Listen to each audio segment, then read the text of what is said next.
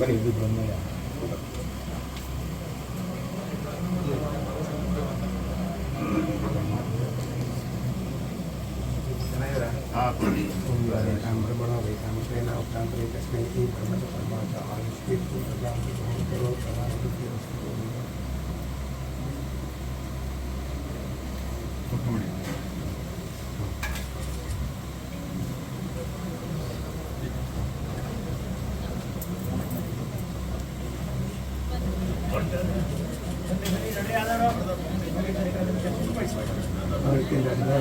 ಕೂಡ ಅಚ್ಚೆ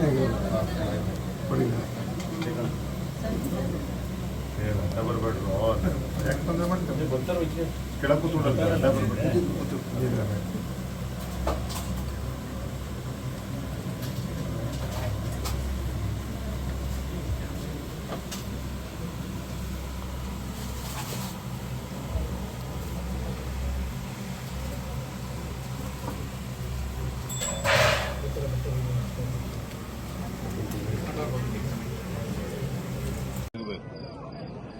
ಈ ಒಂದು ನಿಟ್ಟಿನಲ್ಲಿ ನಾವು ಪಾದಯಾತ್ರೆಯನ್ನು ಹಮ್ಮಿಕೊಂಡಿದ್ದೇವೆ. ಬಿಜೆಪಿ ಮತ್ತು ಜೆಡಿಎಸ್ ಸಾವಿರಾರು ಸಂಖ್ಯೆಯಲ್ಲಿ ರಾಜ್ಯದ ಮೂಲೆ ಮೂಲೆಗಳಿಂದ ಈ ಪಾದಯಾತ್ರೆಯಲ್ಲಿ ಭಾಗವಹಿಸ್ತಾ ಇದ್ದಾರೆ.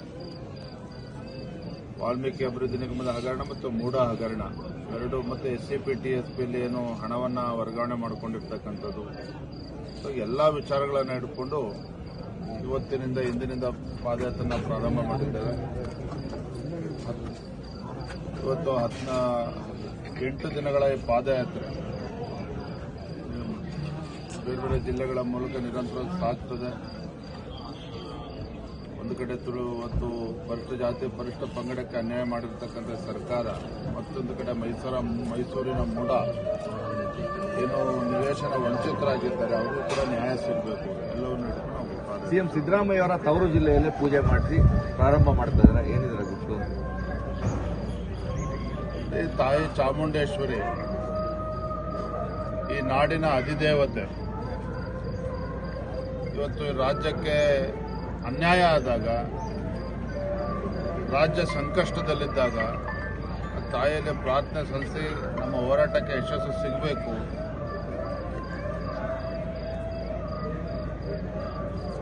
ಇವತ್ತು ಪ್ರಾರ್ಥನೆ ಸಲ್ಲಿಸಿ ನಾನು ಹೊರಟಿದ್ದೆ. ಸರ್, ನಿನ್ನೆ DK ಶಿವಕುಮಾರ್ ಅವರಿಗೆ ಭ್ರಷ್ಟಾಚಾರ ಪಿತಾಮಹ ಅಂದಿದ್ರಿ. ಅವರು ಏಕವಚನದಲ್ಲಿ ನಿಮಗೆ ಪದಪ್ರಯೋಗ ಮಾಡಿದ್ರು ಸರ್. ಗಂಡಸೆ ಆಗಿದ್ರೆ ಬೆಲ್ಲವನ್ನು ಬಿಚ್ಚಿಡ್ತೀನಿ ಅಂದ್ರೆ ಅವರ ಪದಪ್ರಯೋಗನೂ ಕೂಡ ನೋಡಿದ್ದೇನೆ. ಅದ್ರ ಬಗ್ಗೆ ಚರ್ಚೆ ಮಾಡೋದಕ್ಕೆ ಹೋಗಿಲ್ಲ. ಸಾಮಾನ್ಯ ಅಧಿಕಾರ ಬಂದಾಗ ಈ ರೀತಿ ಆಗ್ತದೆ ಅಂತ ಅನ್ಸುತ್ತೆ ಕಾಂಗ್ರೆಸ್ನವರಿಗೆ.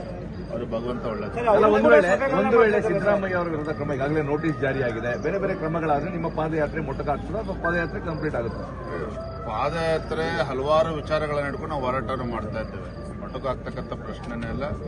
ಇವತ್ತು ಒಂದು ಆ ಜನರಿಗೆ ನ್ಯಾಯ ಸಿಗಬೇಕು. ಆ ನಿಟ್ಟಿನ ಕ್ರಮ ಆಗ್ರೆ ಅಂತೇಳಿ ಒಂದು ವೇಳೆ ಯಾರ್ಯಾರು ಇದರಲ್ಲಿ ವಾಲ್ಮೀಕಿ ಅಭಿವೃದ್ಧಿ ನಿಗಮದ ಹಗರಣ ಇರ್ಬೋದು, ಮೂಡಾ ಹಗರಣ ಇರ್ಬೋದು, ಯಾರು ತಪ್ಪಿತಸ್ಥರಿದ್ದಾರೆ ಅವ್ರಿಗೆ ಶಿಕ್ಷೆ ಆಗಬೇಕು.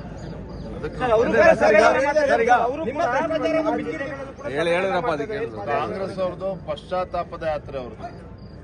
ಕಾಂಗ್ರೆಸ್ ಅವರು ಏನೋ ಯಾತ್ರೆ ಹೊರಟಿದ್ದಾರೆ, ಸಭೆಗಳು ಮಾಡ್ತಿದ್ದಾರೆ, ಅದು ಪಶ್ಚಾತ್ತಾಪದ ಯಾತ್ರೆ. ಅದು ನಮ್ಮ ಏನು ಭ್ರಷ್ಟಾಚಾರಯುತ ಆಡಳಿತನ ಕೊಡ್ತೇವೆ ಅಂತೇಳಿ ಭರವಸೆ ಕೊಟ್ಟಿದ್ರು. ನಿಮ್ಮ ಭರವಸೆಯನ್ನ ಈಡೇರಿಸೋದಕ್ಕೆ ಸಾಧ್ಯ ಆಗಿಲ್ಲ ಅನ್ನುವ ಒಂದು ಪಶ್ಚಾತ್ತಾಪದ ಕಾರ್ಯಕ್ರಮ ಪರಮೇಶ್ವರ್ ಅವರು ಪಟ್ಟಿ ಮಾಡ್ಕೊಂಡಿದ್ದಾರೆ ಸರ್. 15 ಪಟ್ಟಿಗಳನ್ನ ಮಾಡಿದ್ದೇವೆ ನಾವು ಸಹ ಬಿಜೆಪಿ ಜೆಡಿಎಸ್ ನ ಭ್ರಷ್ಟಾಚಾರನ ಬಿಚ್ಚಿಡ್ತೇವೆ ಅಂತೇಳಿ.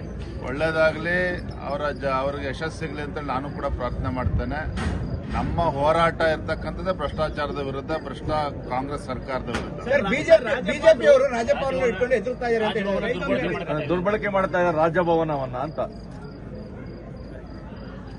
ಮೊದಲನೇದು, ಈ ಸರ್ಕಾರ ಭ್ರಷ್ಟಾಚಾರದಲ್ಲಿ ಮುಳುಗಿರ್ತಕ್ಕಂಥದ್ದು. ಅವ್ರನ್ನ ಪ್ರೊಟೆಕ್ಟ್ ಮಾಡ್ಕೊಳತಕ್ಕಂಥ.